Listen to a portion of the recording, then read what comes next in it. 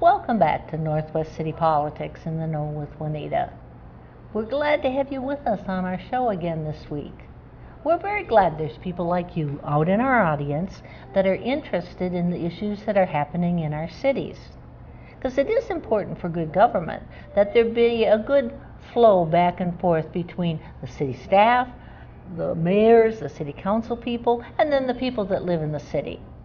So when there's an issue that interests you, that you follow up and that you let your city council people know too. So we're glad to have you with us. From time to time, if you haven't watched our show before, we will have somebody on from one of the 9 cities in Northwest Community Television's viewing area to tell us what issues are happening in that city. And from time to time, we'll have people on from wider areas of government like the Hennepin County Board or some legislators that will talk about issues that affect all of our cities. So we're glad that you're with us tonight. And we're very glad to welcome as a guest Mayor Jim Adams. Thank you. Had you on our show before, well, we're glad to have you back again. It's good to be back. Good to see you. And as we go through the show, if you're from Crystal, be sure to jot down Jim's phone number or his email, because if it's an issue that concerns you, then you can let Jim know what you feel about it. That's correct. Thank you. And you've been on our show before, so you know that I'm going to let you introduce yourself out to our wider audience. Okay. Tell them a little bit about good. your time in Crystal. All right. Well, I'm the mayor of Crystal, and I've been mayor for 3 years. My background before I became mayor is pretty much financial, and then I became an entrepreneur. In my entrepreneurship, I did rental real estate. And my wife and I created our own construction business. Cool. So we own our own job now. So that's what we do primarily. We've kind of shifted from some of our rental real estate. We run 2 sober homes now. 12, it's more than 12. It's 10 guys. And then there's another group of guys. It's about 14. So quite a few guys that it's a business in itself when you run it. It's not just rental real estate. It's helping people with their sobriety and working your program and all that. So that's kind of what we do now. A lot of people don't know that, but it's something. Well, that's interesting. It is. Yeah. My history with Crystal has only been in the mayorship position. Okay. The city of Crystal, but I've been with West Metro Fire for a long time. Oh, right. I'm finishing up my 16th year. I've served in many capacities. I started, of course, as a firefighter. I became an officer, and when I became mayor, I had to step down because there was a bit of a conflict. So that was what I did there. I also worked for the Relief Association, which is the other entity that supports the pension for the firefighters. And I was trustee, and then I became secretary, and then I became president. So I've actually been a part of the Relief Association for the majority of my career. Oh, that's a stretch. And really, that's the place I learned to run meetings and deal with some of the operations of those meetings. It prepared you. It did. It did. Obviously, when you're dealing with something at a city level, it's not the same as a group of firefighters in your. But it helped learn open meeting laws. It helped learn order of business, that type of thing. So it was real helpful. So it was a natural shift. So. And how long have you been in Crystal? I've been in Crystal for 19 years. A good long time. Yeah, it's been a while. Lots of changes during that time. Well, I would say so. Yeah. Especially in my life. Yeah. My kids are growing, so. Oh, right. Yeah, it's a big change. In Crystal, we've gone through an awful lot of street reconstruction in that period of time. I think when we moved, we were in probably our 2nd phase of street reconstruction, and we're still at it today. So we'll talk about that a little bit more later. Yes, we will. And then I asked you to think about something about with the early history of Crystal, because we're kind of touching on all the cities. Go back to its beginning, and what can you tell us something about that happened then? Oh, geez. Crystal was a lot bigger than it is now. Okay. I didn't know that. Yeah. Crystal encompassed an area, Robbinsdale, New Hope, and even part of the western side of Minneapolis. Minneapolis was annexing parts of Crystal. Right. And Crystal at the time wasn't a city, it was a village. And they were losing land to Minneapolis. So they got reorganized, and that's when some of the villages started popping up. Robbinsdale broke off first, and then it was the New Hope and Crystal area as Crystal Village, and then that broke off later. In ultimately, we became a city. It's really not that long ago. 1960 is when we incorporated as a city from a village. So right. So our history as a city is not long, but the area definitely. Definitely. Because it was all a rural area. Right. If we go back to earlier times when Minneapolis was reaching out, right, to increase themselves. Correct. Well, even when we became a city, the mayor at the time had a farm, and that's why when you look at the borders between New Hope and Crystal, it's really jagged. There's a part of Crystal that goes all the way over to Boone. It's around 32nd to 34th. Well, the mayor lived on the corner of Winnetka and 34th, and his farm extended all the way over there. And that's why we have that piece of property that I didn't know that. Looks and feels so much like New Hope because it's really kind of carved right inside of it. So. Yeah, that border kind of jigs and jags with which farmers wanted to be with which city, right? And the mayor wanted to stay in Crystal, so. If you're mayor, right? That's what you had to do, That makes sense. Yeah. Now, one of the issues that all of our cities deal with, and that you made a little reference to, was that you have an ongoing street maintenance program. And you've been kind of reviewing this program over a couple of years. Can you tell us a little bit about that? How you do it and how you charge things, right? Sure. The history of our street maintenance has been we've done assessments for that, and that started back when 36th Avenue was milled and overlaid. Because they weren't going through a complete street reconstruction, they wanted to treat it very much the same way we were charging for street reconstruction, which was doing assessments. Right. Now it's not real common to have street reconstruction in the framework of an assessment. In fact, some cities, if it depends on their style of city, don't allow you to do that. So we as a charter city are allowed to do assessing, even for street maintenance. We basically have to state it in writing, this is what we're going to do, and then we go ahead and do it. So we have a little bit more latitude than some cities. One of the struggles with street maintenance is people think that their taxes in the tax levy has already paid for that maintenance. So when they get that assessment, it's like, ooh, what's this? And this is a lot of money. So that's been our history. When we go through and we look at these types of projects that we do assessments for, when I came in, I looked at, well, is this an efficient way of doing it? And it really wasn't.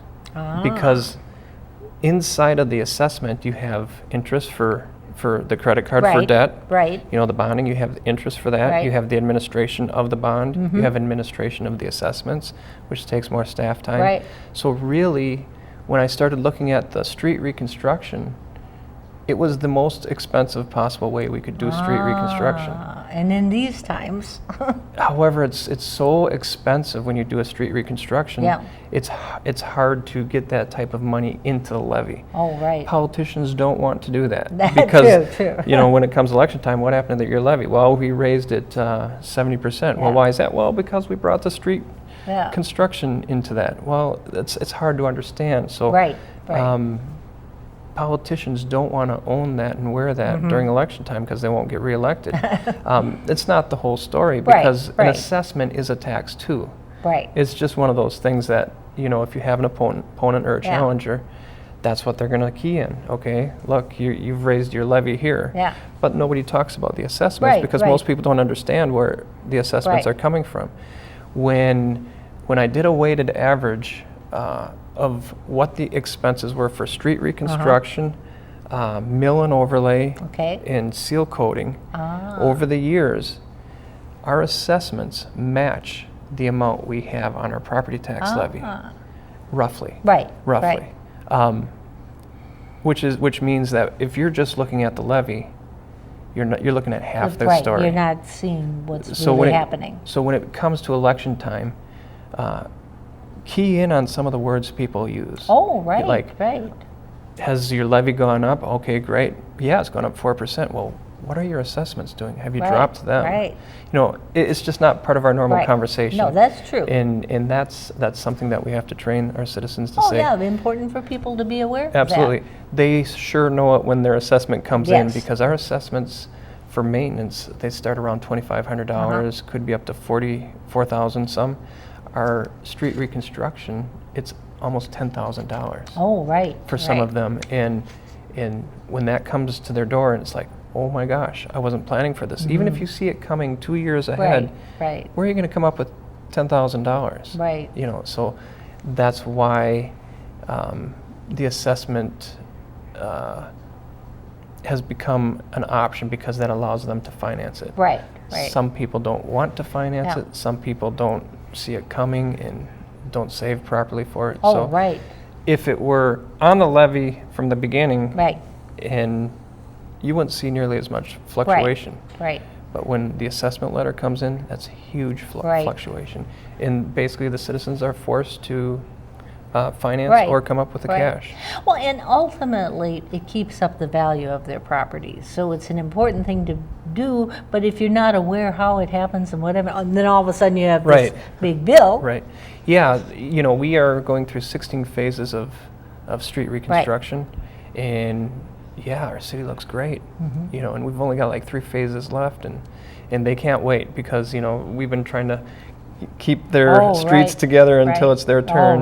So, but at this point in time for the street reconstruction, because we only have 3 phases left, we're not going to change the financing package. Okay. Not yet. Right. Maintenance, different story, and when we're done with the phases, I would bet our council will be very interested in coming with a different solution. So you've been kind of talking and discussing this over time. Sure. So it's something where you're making sure that people know, and that you've well discussed it. Right. What you're going to do. Absolutely. You know, we have a fairly new council.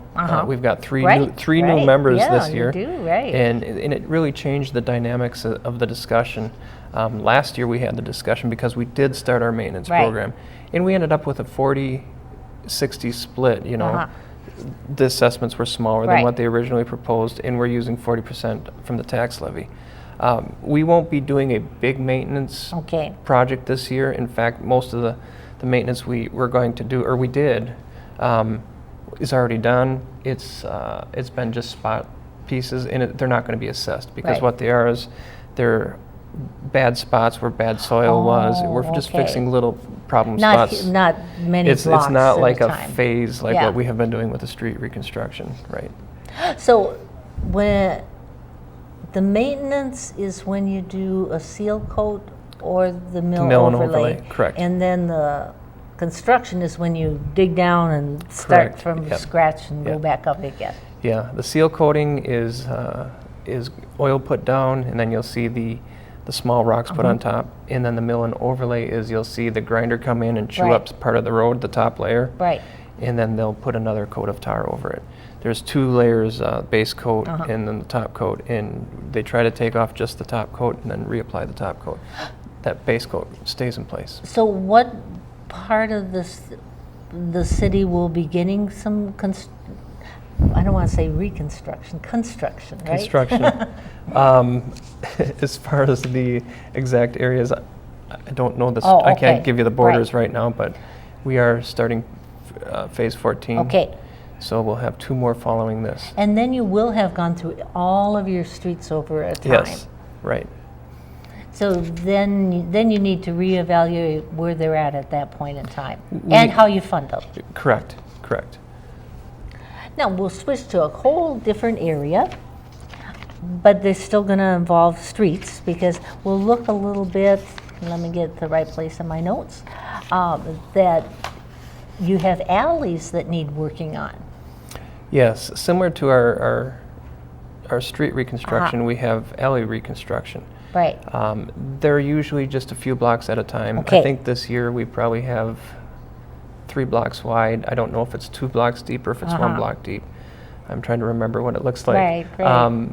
So that becomes a project that is done later in the summer. Okay. And it's designed to make the drainage drain real good. It's a V pattern coming off the alleys to get that stormwater out of there.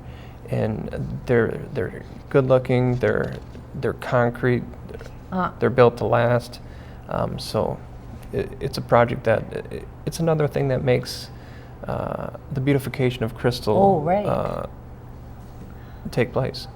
Yeah, because you want to keep up the overall appearance of your cities, or you won't be attracting people to come and live there, right? Right. So that's part of the whole process. The Metropolitan Council has a process going called Thrive 2040, because they're making plans for the future. And part of that planning is on how much affordable housing is needed in the area. Yes. And they're charged with that responsibility. And so they've come up with amounts that they've delegated to the different cities.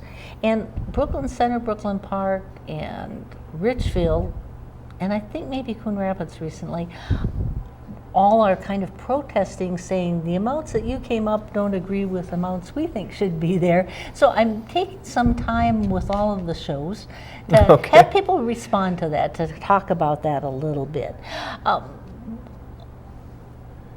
There's a target, but you were saying you weren't quite sure what Crystal's target were. How does Crystal line up in the amount of affordable housing that you have? You know, we have plenty of affordable housing. We meet their what they think we should have without a problem.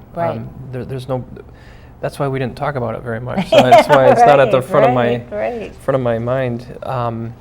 We have experienced some projections from Met Council that aren't exactly attainable. For example, population.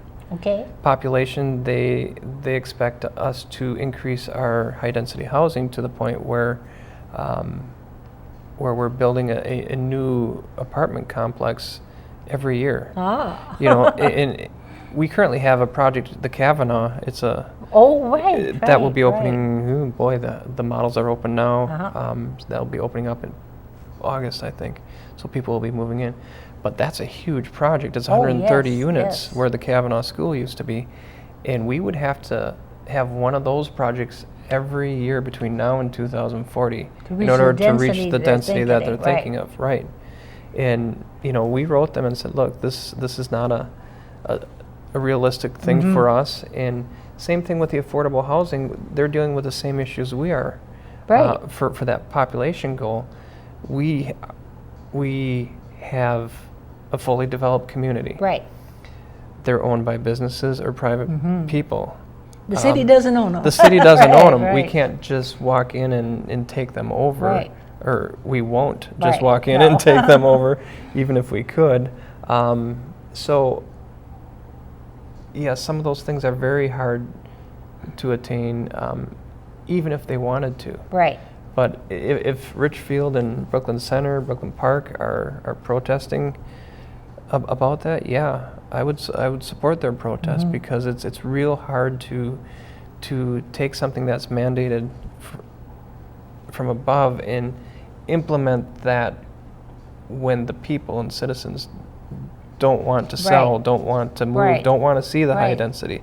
You know, so you always have this back and forth between top-down government and bottom-up, you know, and that's the big struggle. Yeah, I don't remember which city it was, but somebody said, we don't build the developments. A developer has to decide they want to do the affordable housing in our particular location. You know, there's things cities can do in their EDAs or their organizations to promote that type of stuff. And, you know, I think we do in Crystal as well, but there's just, it's not something that we're going to try to eliminate some single-family house neighborhoods and create an area where there's a very high density. We're not going to do that. What kind of factors do you think should go into what's kind of an appropriate amount of high-density housing in any given area, or particularly your city? There's going to be a large push for high-density housing around the LRT. Right. And you know, at some point in time, if that becomes attractive to developers if they're able to finesse a deal and do that. That's great. A lot of the meetings that I talked about earlier in the groups, they're talking about changing the zoning to allow that. And, you know, it's not necessarily what Crystal wants to do or what Crystal's doing.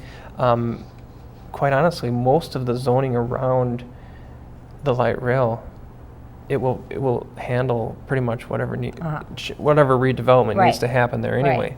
So we're not real concerned about it.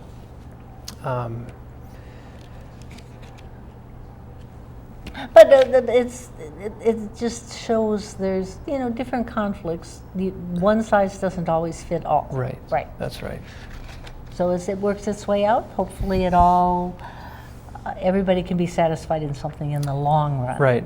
Yeah, I think in the long run we're going to be just fine in Crystal, and with or without the high density housing, or with or without the light rail, it's gonna be okay. Now, you've got some task forces that you're setting up in Crystal. One of your task forces is set up to look at your city codes, and maybe you can explain that, or why you're setting up a group to do that. Oh, okay. Our code, our ordinances are about 4.5 inches thick. You know, and you know, when you come into government, they sit this. Here you go. Here's your ordinance. Here's your codes, right? Yeah. So I'll be reading this when.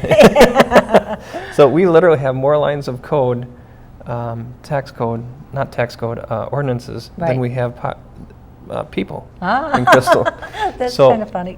Really, the goal is to review the city code, to make recommendations for changes, something that will streamline, update, and just get rid of the unnecessary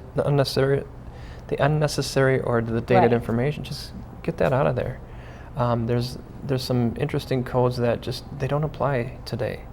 And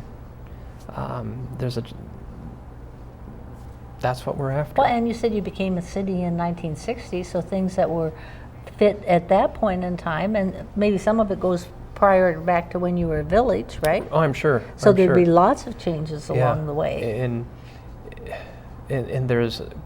we're getting a lot of input from citizens. This task force is made up of 14 people. We were just shocked by how many people actually wanted to be a part of that. Oh, that's good. And we appointed them last week at a council meeting, and interviews were the week before. A great group of people, diverse too, as far as their ideology. Some very strong personalities. I'm going to look forward to see, you know, what comes out, and then we'll take those recommendations, and you know, they'll have pros and cons. Or actually, we're not exactly sure how they're going to function. They're going to self-determine a lot of this. Yeah, because they're just getting started. Yep, they're going to do their own self-determination, but I don't think it'll be far from that. And then, you know, it'll come to the council. We'll have to make our debate based on the information they give us, and we look forward to having some great changes. Just, you know, a simple thing. We talked about liquor licenses. There's a base liquor license. There's a Sunday liquor license.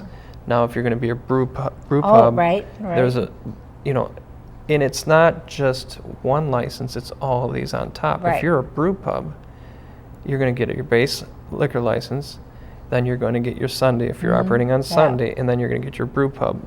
You know, it's like, it could be simplified, right? You know what, I understand that these things were implemented over time to address what you needed to address, but now we've got fees and for everything. It's like, okay, this doesn't make sense. Let's rework this one so we have one fee, and it covers all the stuff that we're doing right now.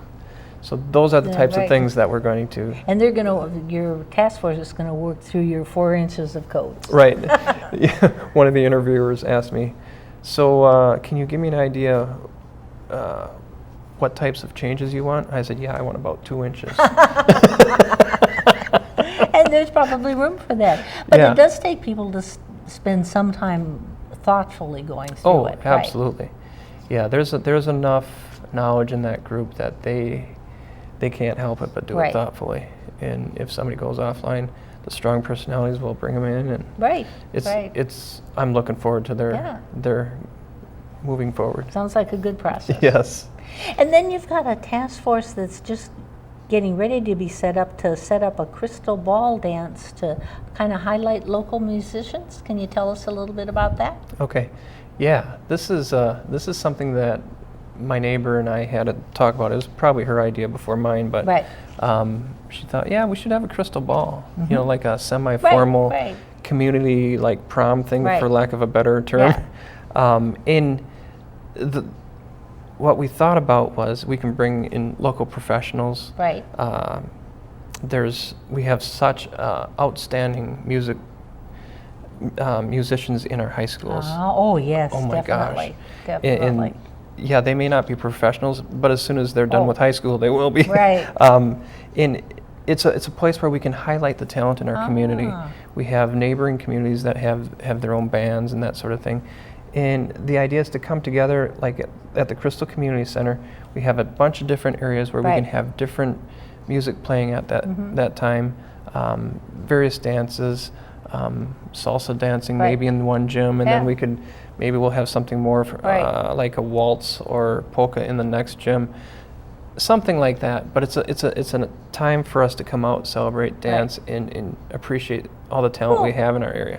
And so people can choose to join this task force now. Right. Go on the website Right. for Crystal. There should be an application process. You don't have to be from Crystal to take Okay. part in this. I've had people from Robbinsdale Oh, saying, because they "Can need- we yeah, help it plan needs this?" it, right? Yeah, you're darn right you Yeah. can.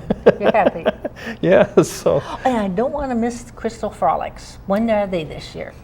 Crystal Frolics, Yes. July 23rd to July 26th, and there's a lot going on. Okay. So I'm wearing a Crystal Frolics button, Nice, and right. they're starting to give out prizes June 6th, or Okay. they started giving out prizes June 6th. You can buy these at local businesses, or you can go to the Crystal Community Center Okay. and get them there. $2 a piece. It helps you get into some of the events that are Right. happening, and plus you're able to participate in the drawings. A lot going on. We got a 5K softball tournament, of course, Right. bagel tournament. There's even a mayor dunk tank. Ah. I don't. You hope for a warm day. I sure do. I sure do. Disc golf tournament down Okay. at Bassett Creek. There's a carnival at Sure. Becker. There's Kids Cops and Firefighter Fair. Something new this year is Sunday. They're doing a family festival.